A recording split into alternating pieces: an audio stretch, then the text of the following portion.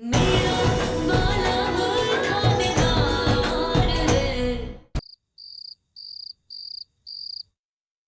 सच्ची कोई मामूली आदमी नहीं है, बहुत बच के रहना पड़ेगा इनसे। और वर्णिका वर्णिका पहले से इतनी परेशान थी और थानेदार सर ने इतना कुछ बोल दिया।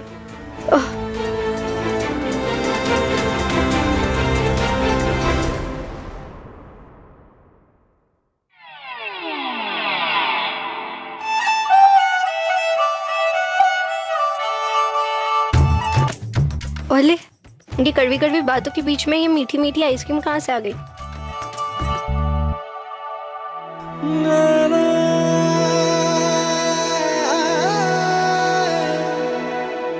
बुलबुल को आपसे कोई बात नहीं करनी। अरे बुलबुल, ठंडी ठंडी आइसक्रीम में खा लो, दिमाग भी ठंडा हो जाएगा और बात भी हो जाएगी। ये लो। नहीं खानी हमारे को आपकी कोई भी आइसक्रीम। बुलबुल मेरी बात सुन, मैं वर्णिका को भी खिला के आ रहा हूँ, उसने खाई। अच्छा बैठो।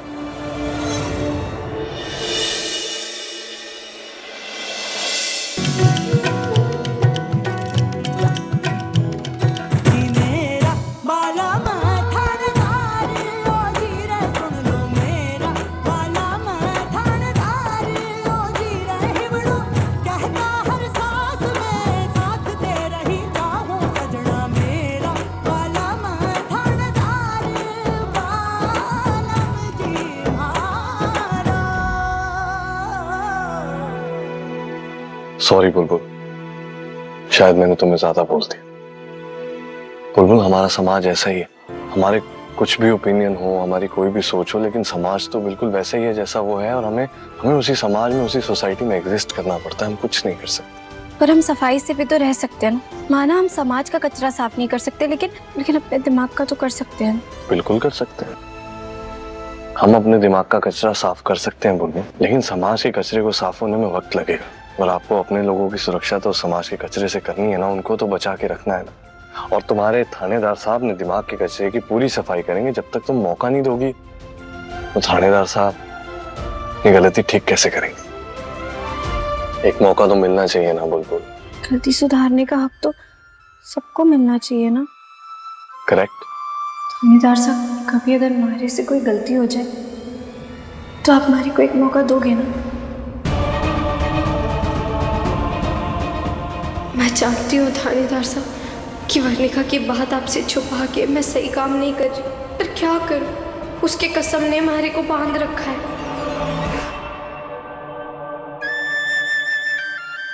बुलबुल, मुझे ना पूरा विश्वास है तुम पर और मुझ पर और हम पर। इस जिंदगी में ऐसा कुछ नहीं हो सकता, इतनी बड़ी कोई गलती नहीं हो सकती जहां तुम और मैं एक दूसरे को माफी ना कर।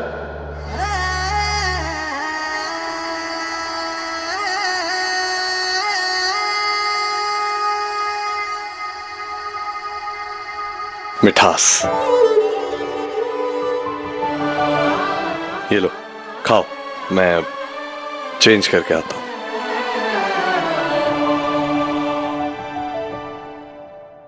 मैं शायद सब संभाल लूँ थानेदार साहब, पर जो नहीं संभाल पाई ना, और ये बात आपको पता चली तो प्लीज आप समझिएगा, मैं ये सब वर्णिका और परिवार की इज्जत बचाने के लिए कर रही हूँ।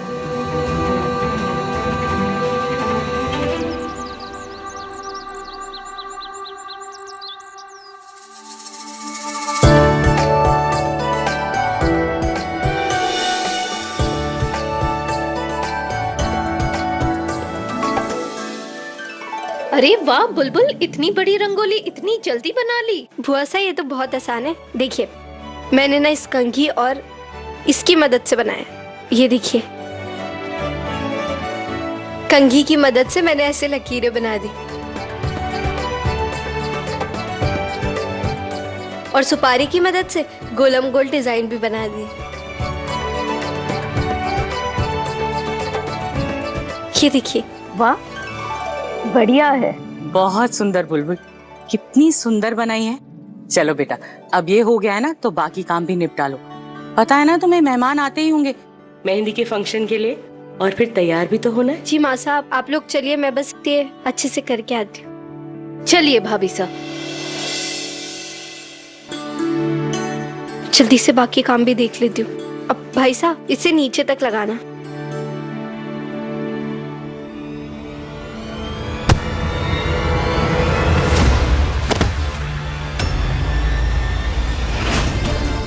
ये बुलबुल की बच्ची मुझे पहचान ना ले।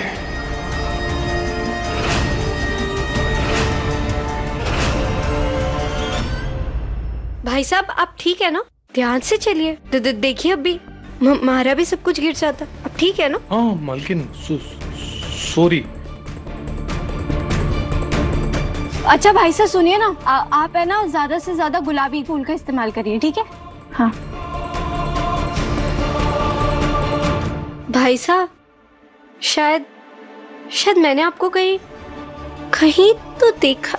ये सजावट देख लीजिए, ठीक है ना? अरे आप हमारे साथ चलिए, मैं आपको बताती हूँ, आइए। तुम यहाँ क्या कर रहे हो?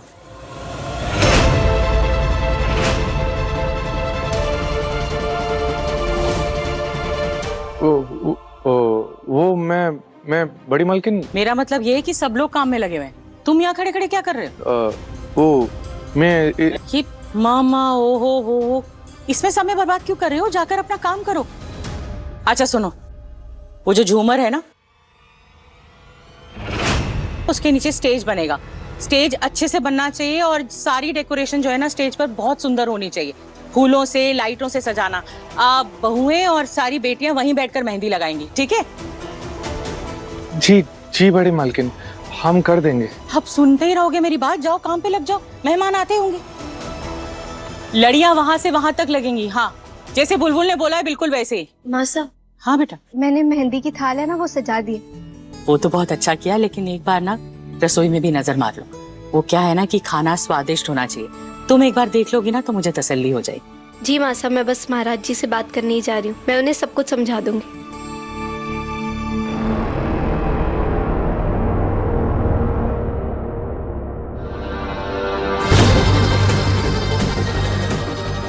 कल रात तो तू बच गई बुलबुल, पर आज जैसे ही तू इस झूमर के नीचे आएगी, मैं इसे गिरा दूंगा और तेरा खेल खत्म।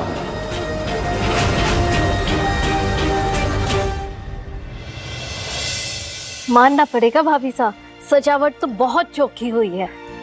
बहू हो तो बुलबुल बीननी जैसी, और आज अपने बन्ना बन्नी गीत गाने के लिए खास मंडली भी बुलाई है। खूब रंग जमेगा, बहुत मजा आएगा। मैंने आज कमिश्नर साहब को कमिट किया है कि 24 घंटे के अंदर ही अंदर हम खूनी को पकड़ेंगे। यस सर, हमने अपने सारे इन्फॉर्मर्स को एक्टिव कर दिया है और बाकी के सारे पुलिस स्टेशन में भी खबर भिजवा दी है। सर रतन के बारे में जैसे कुछ पता चलेगा वो हमें खबर करेंगे। और जिस रेस्टो बार में हम गए थे वहाँ का सीसीटीवी तो खराब था, लेकिन सर उससे थोड़ा सा पहले एक एटीएम है। उस एटीएम की सीसीटीवी को अच्छे से स्कैन करो, देखो उसमें कोई घाघरे वाली लड़की, ऐसे ट्रेडिशनल वेयर में कोई लड़की है क्या जो वहां से गुजर रही है, या जिस गाड़ी पर वो आई है गाड़ी का नंबर क्या है, चेक करो, इन्वेस्टिगेशन में मदद मिलेगी। सर एक और चीज बताओ। सर हमने मोहनलाल के ज्वेलरी शॉप में काम करने वाले लड़के को क्वेश्चनिंग के लिए बुलाया है। गुड। देखो अगर ज्वेलरी शॉप पर काम करने वाले लड़के को कुछ याद आता है तो वो कुछ बेहतर इन्फॉर्मेशन दे पाएगा तो इन्वेस्टिगेशन में मदद मिलेगी।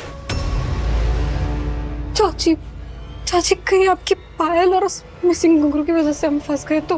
लेकिन वर्णिका, मैं ये पायल ना निकाल सकती। थानेदार साहब ने बहुत प्यार से दिए।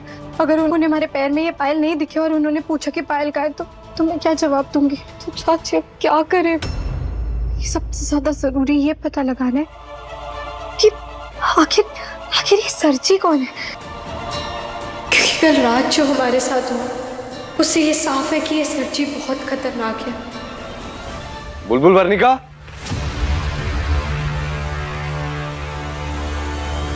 जी थानेदार साहब। कॉलेज नहीं जाना है क्या? जाना है ना कॉलेज, जाओ बैग लेके आओ, चलो चलो। जी।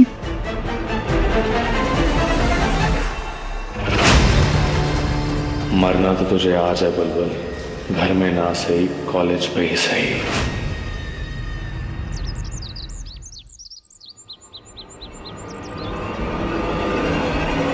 अरे हमारे को तो ये विषय समझ में ही नहीं आ रहा है। ये पढ़ते ही ऐसे लग रहा है हमारे दिमाग में ना घंटी बज रही है, टन टन। अगर ऐसे ही चलता रहा तो कैसे होगा? मैंने थानेदार साहब को बुलबुल प्रॉमिस भी किया कि मैं 63% ला के दिखाऊंगी। देखो ना। क्या क्वेश्चन है, दिखाओ।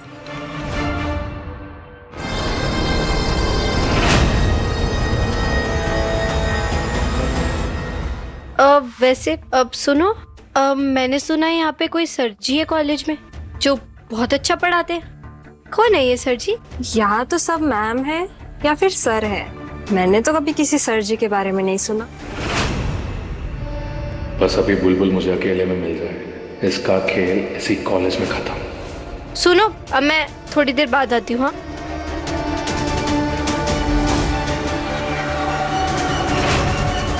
बुलबुल चाची नहीं है यहाँ। यही सही मौका है हैप्पी सिंह सर से अपना हाथ दिखाकर ये पूछने का कि कहीं मेरी किस्मत में जेल तो नहीं लिखी। Hello sir. हेलो हेलो जी। सर, आप उस दिन पूछ रहे थे अविनाश को किसने मारा है। शायद मुझे पता है कि इसके पीछे कौन है। कौन जी? बुलबुल। सर, अभी के साथ इस कॉलेज में पंगा लेने वाला कोई नहीं था। सब उससे डरते थे, लेकिन बुलबुल, उसने तो पहले दिन से ही अभी की क्लास लेना शुरू कर दिया था। और उस दिन भी उसने अपना हाथ दिखाने से इनकार कर दिया ना। नाना जी, ओ बुलबुल जी ऐसा नहीं कर सकते जी। वो बड़े इनोसेंट, वो फर्नीचर को ठोकर लग जाती है तो 2-4 बार सॉरी सॉरी सॉरी कह देते हैं जी। वो नहीं कर सकते ऐसे। ना ना, आप तो ऐसे कह रहे हो कि मैंने आपकी वाइफ के बारे में कुछ बोल दिया हो। मानती हूँ बुलबुल बहुत अच्छी है, इनोसेंट है, लेकिन बुलबुल के साथ अविनाश की बहुत लड़ाइयाँ होती थी, इसीलिए मैंने आपको ये बात बताई, बस और कुछ नहीं। हाँ जी, वेरी गुड है। तुसी मैनू बता दिया आपने इन्फॉर्मेशन क्या है। बाकी मैं आपसे बात करता हूँ। जय हिंद सर। जय हिंद सर। यही वो लड़का है जो सुनार की दुकान पर काम करता है। उस लड़की को पहचान सकते हो तो तुम्हारी दुकान पे मालकिन बनने का नाटक कर रही थी? हाँ हाँ हुकुम, पहचान लूंगा। क्यों बैठने दिया उसको अपने गले पे?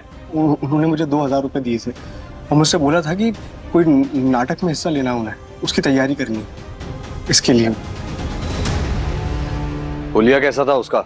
उनकी कदकाठी छोटी सी थी, मतलब बड़ी नहीं थी, इतनी लगभग होगी, और उनके बाल लंबे थे और आंखें बड़ी बड़ी थी हुकुम। ध्रुव, जैसा हुलिया ये बता रहा है बिल्कुल वैसा ही हुलिया वो रोज होटल के मैनेजर ने भी बताया था ना? Yes sir. एक काम करो, इसे थाने उठाकर लेकर जाओ, स्केच आर्टिस्ट को बुलाओ और उनको बोलो स्केच बनाए। उस लड़की को तो मैं अरेस्ट कर ही रहूंगा। और हाँ, एक लिस्ट भेजी है मैंने तुम्हें तुम्हारे फोन पर।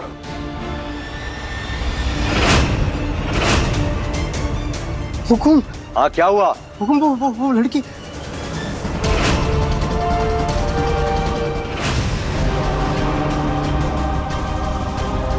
क्या हुआ? नहीं, कुछ नहीं। सॉरी, मैं कंफ्यूज हो गया। सॉरी। रोज लेकर जाओ, स्केच बनवाओ।